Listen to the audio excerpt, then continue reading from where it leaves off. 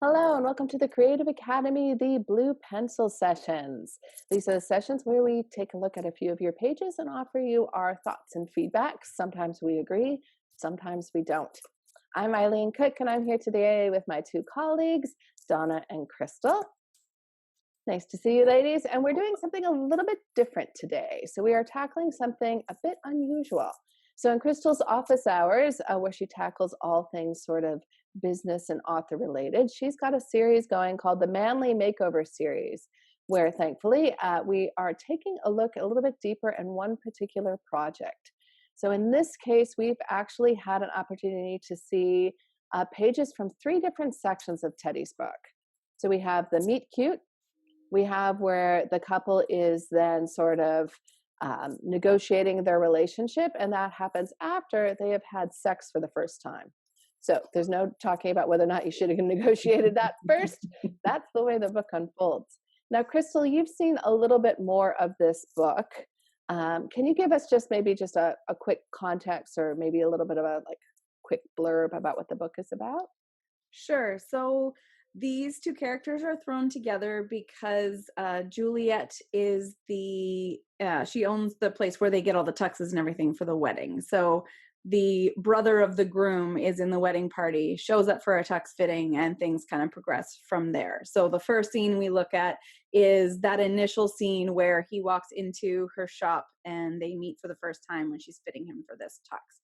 And then there is some vandalism, and one thing kind of leads to another.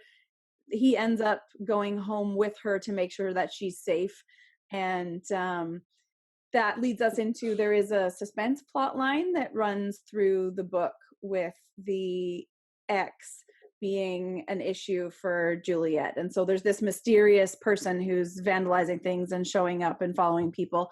And then, sorry, spoiler alert, but we do find out that it is the ex who is stalking her and tries to kill her, actually. So there's this progression of this element of danger as well, which is what sort of necessitates that he will be a little bit more on site with her than he would otherwise. And so our hero gets to step in and be all heroic and make sure that she is kept safe. So that helps escalate the relationship. So the other sort of arc that's happening is Juliet has had a traumatic and abusive history with this ex. And so she is physically quite afraid, and sort of claustrophobic would be the best way to explain that. So she has some issues around not wanting to be in a relationship, not wanting to let anyone in close enough, and she just wants sex. Whereas our hero is all about the romance, and he is a divorce lawyer as well. So that's an interesting contrast, where he is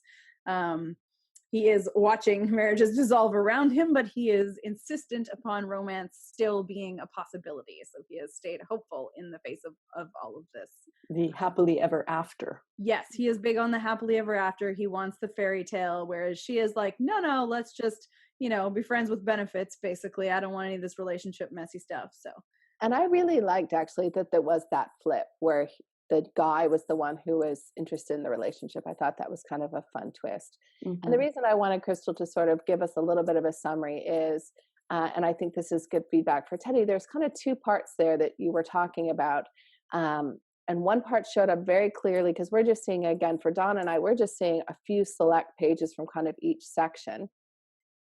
And I think we both picked up that there was something in Juliet's past, that she had some challenges that came through in those pages.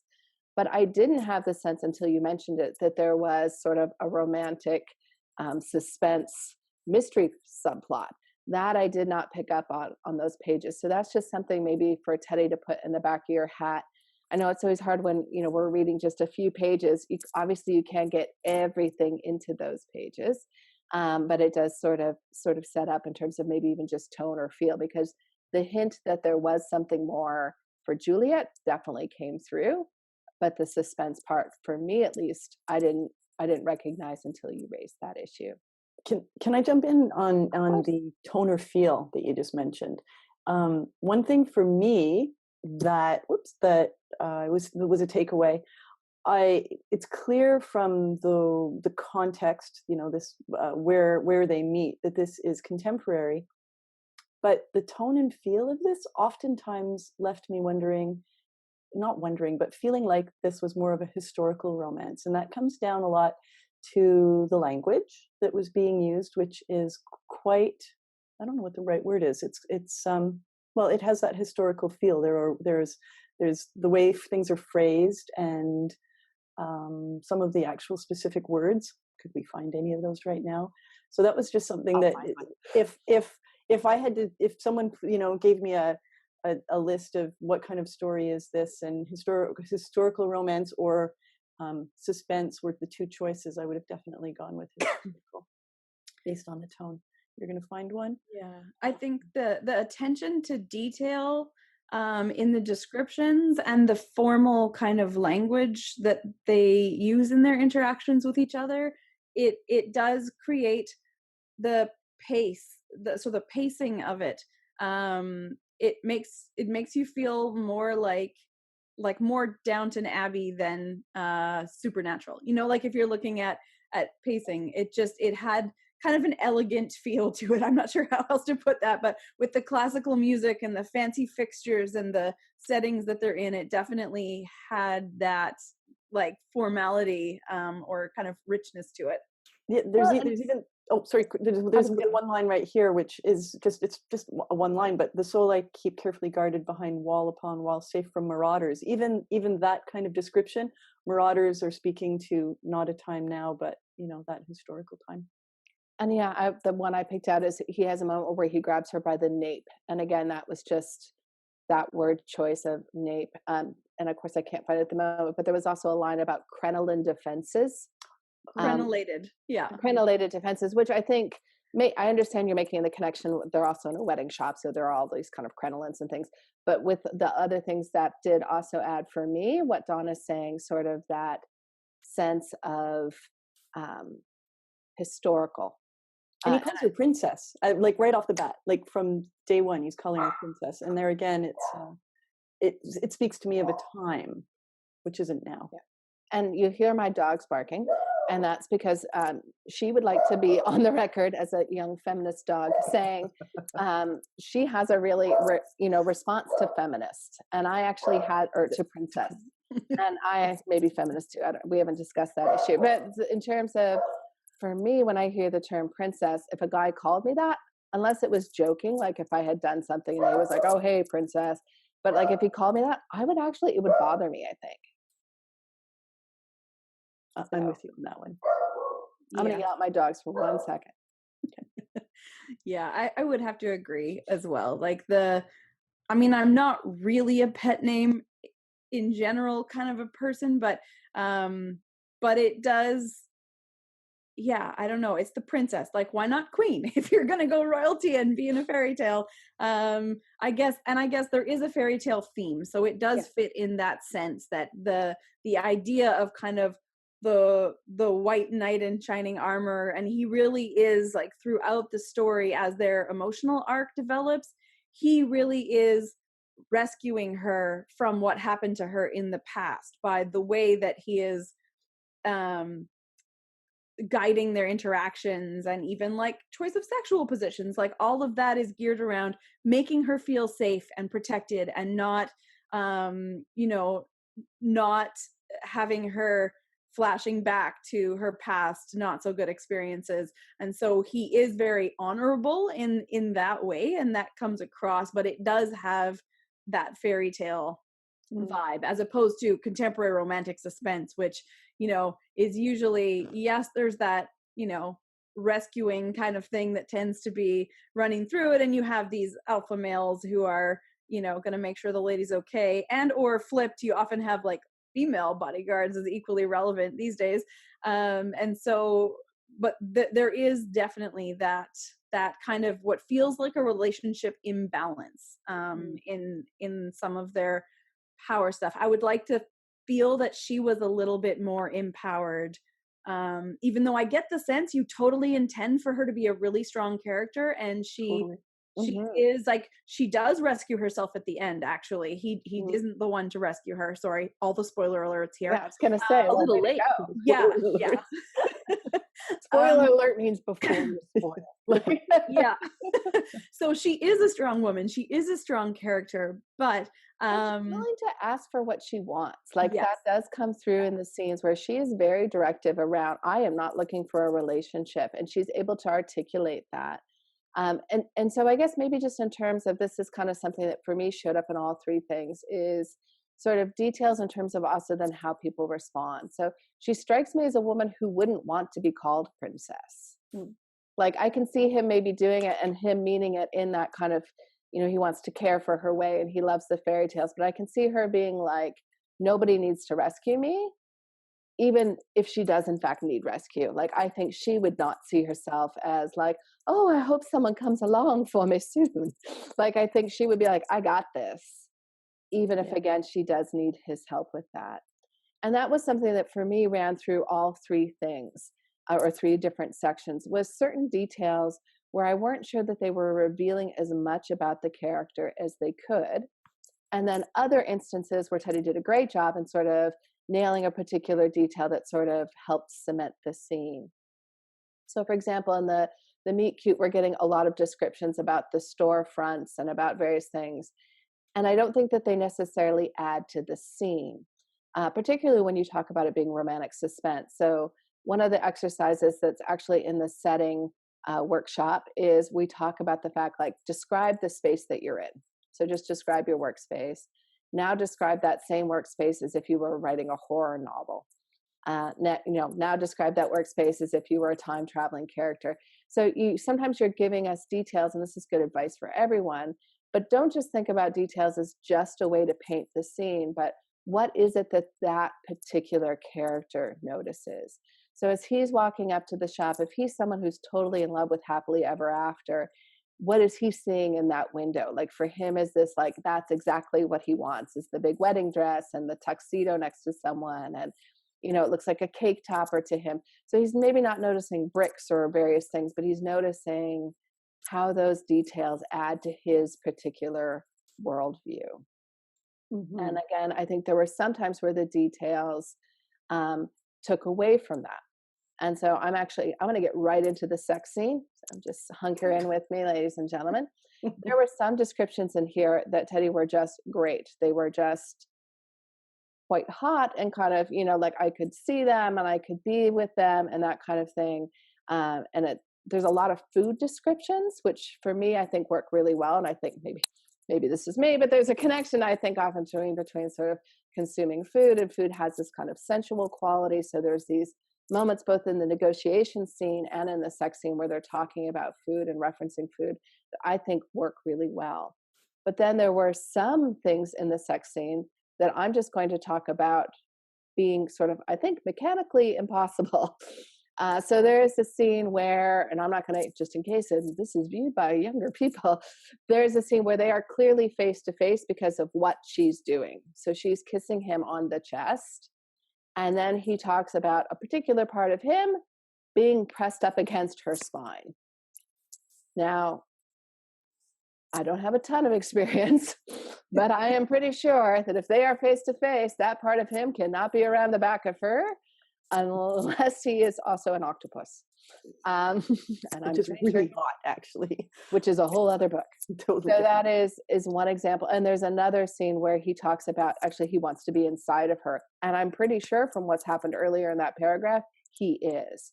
So sometimes just looking at your things, and this also holds true not just in sex scenes, but is really valuable for people who are writing action scenes, is keeping track of where people are. So if you describe them as, across the room and then something happens, you need to make sure that they got in the center of the room together, if they're sort of touching, or if you have too many hands, one hand's in her hair and one hand is here and another hand is here. It's like, well, wait a minute, they got too many hands.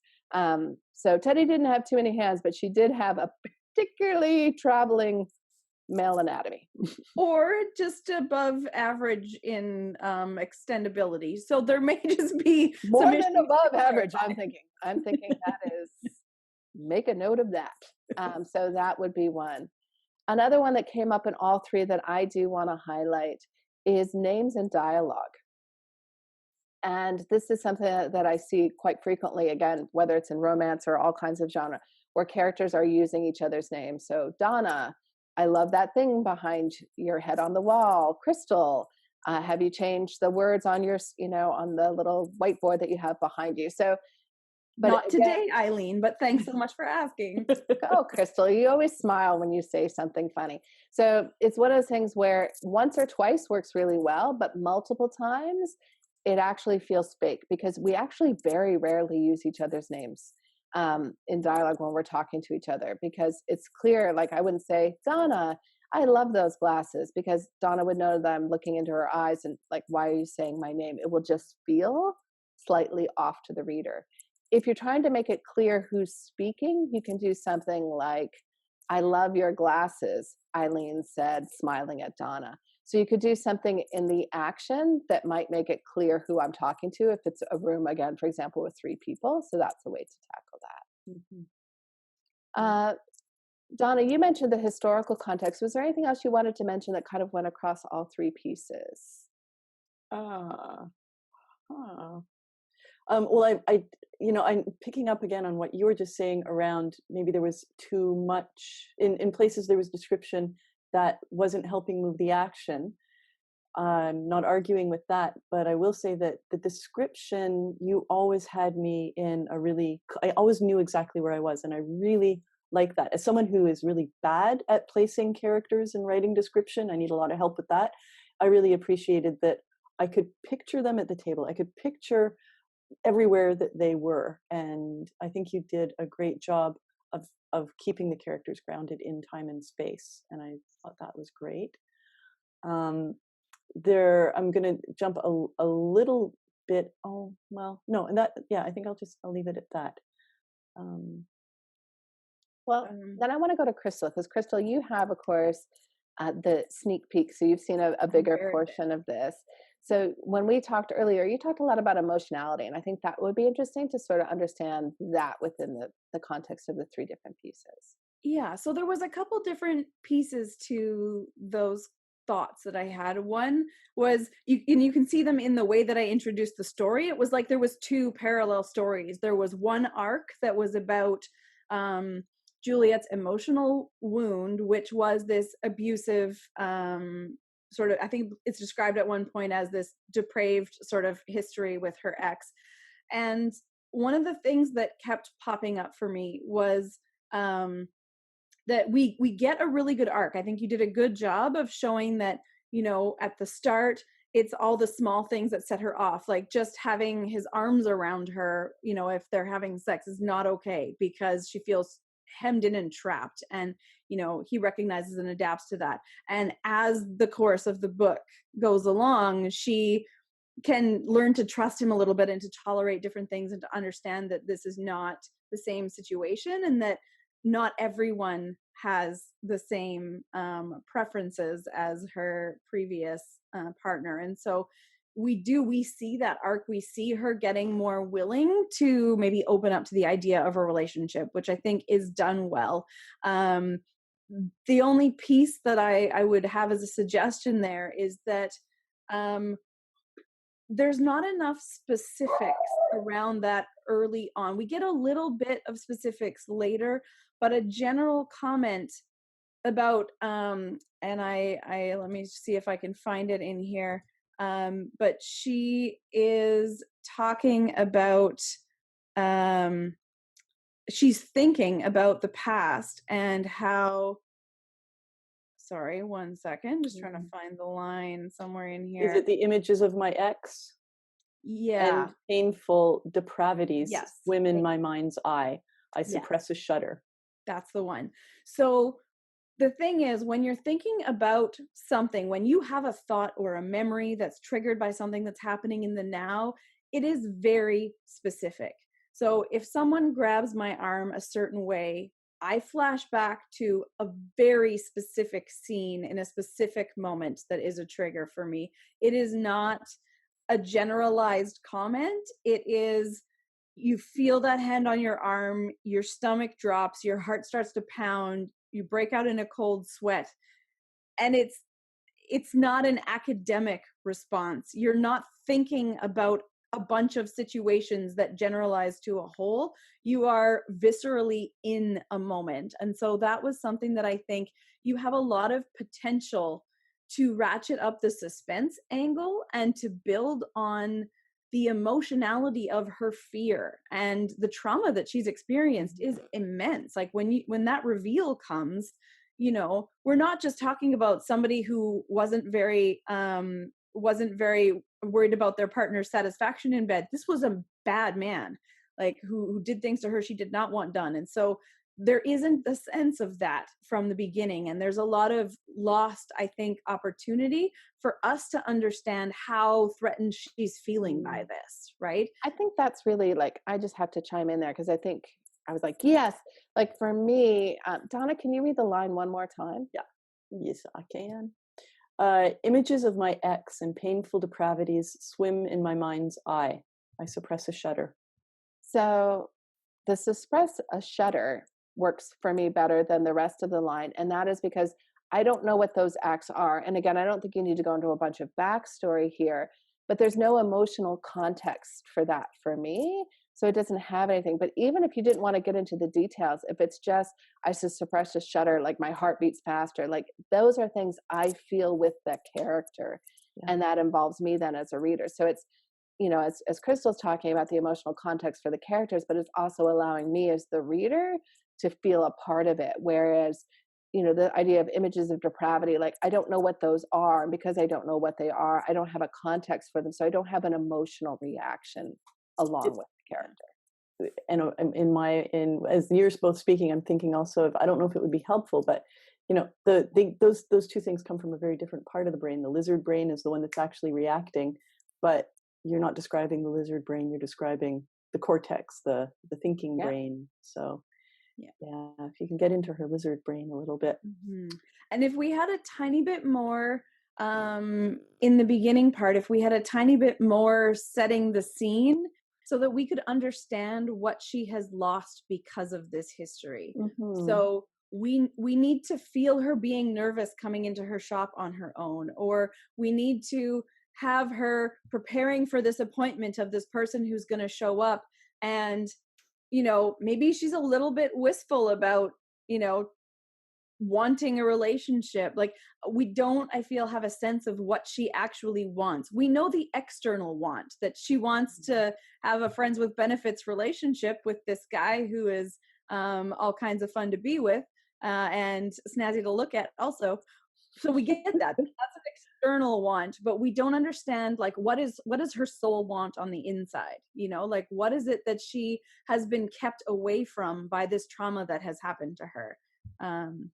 So I think there is like all the elements are there. You've got the suspense, you've got the recurring threat of this unknown person at the beginning, but we come to understand who it is by the end, being a physical threat, which accelerates their relationship, throws them together in that safety sort of side of things, and also is the cause of the emotional problem. So it is all there and it's all woven together, but front loading a bit more of that threat so that we feel scared along with her, that we know that there are threats out there that he is not aware of, and we're trying to decide with her, how much do we reveal? Because she doesn't want to trust this person that she doesn't actually know that well with the hard stuff, with the emotional stuff.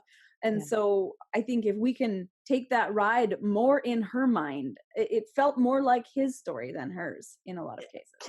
Do you have something? Can I jump in, Eileen? Yeah, go. And then I'll jump in after you. Okay. So, and I guess some of this comes to using deep point of view a little bit more. Like the two of them sound very similar in their language. And then there are places where, if he is the knight in shining armor, there's no doubt about that. And yet there's a place where this thing creeped me out beyond when Crystal said, oh, you don't realize this is romantic suspense. I went, oh, he's going to kill her, because in one of these previous scenes, before we know that the ex is depraved, that's all we know. And we know someone's been skulking around in one of these scenes around her beach house. But what the knight in shining armor says, which is quite deep point of view, but the wrong one, I think, is I managed to scoop it off her. He's talking about her shirt. When I'm dying to rip it aside to get at tender flesh. And I was like, oh, sweet Jesus, this is foreshadowing. He's going to murder her. So there's a little bit around that, which speaks to what Crystal's saying, I think, around using the language. How would he actually, if he's a tender guy and respecting her, I don't think he would he'd be dying to rip at tender flesh. That just feels wrong. That feels like the old guy, maybe. Yeah, he'd be all about caressing and yeah. Yeah. Which would get more to the emotions. That's what my point was. I mean. And I'm just going to chime in along with my dogs. Crystal's talking about the external want, and this is a romance, and romance fundamentally is about two people coming together. So this is not a women's fiction novel about a woman finding her own power, where, wanting not to have a relationship might be the goal that we're actually cheering for.